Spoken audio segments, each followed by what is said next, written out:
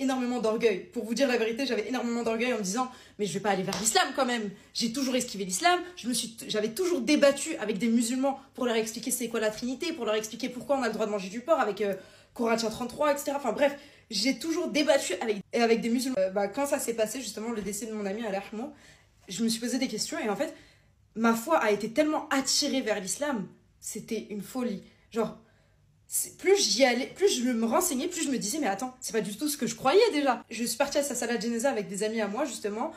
J'y suis allée première fois déjà, je mets le voile, je me suis sentie dans un bien-être incroyable. Genre, je me suis jamais sentie aussi protégée, aussi bien. Je te montre un peu l'arrière. Premier pas à la mosquée, je suis rentrée à la mosquée, j'ai senti une chaleur. Mais une chaleur dans mon cœur. Enfin bref, pour moi c'était tellement un grand signe.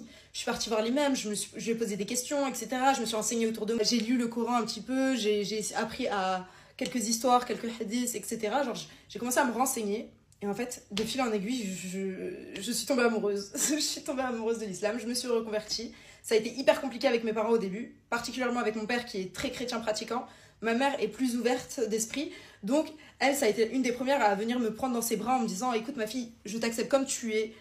C'est toi qui compte. Juste ne me regarde jamais avec un air hautain, tu vois ce que je veux dire. Mais pas du tout, tu vois, c'est ma maman. Genre, je l'aime plus que tout au monde, tu vois. Et j'ai encore envie de pleurer rien qu'en en parlant. » Petit conseil pour les sœurs qui aimeraient se reconvertir à l'islam, faites preuve de patience, faites énormément de dua. Dieu, il vous facilitera.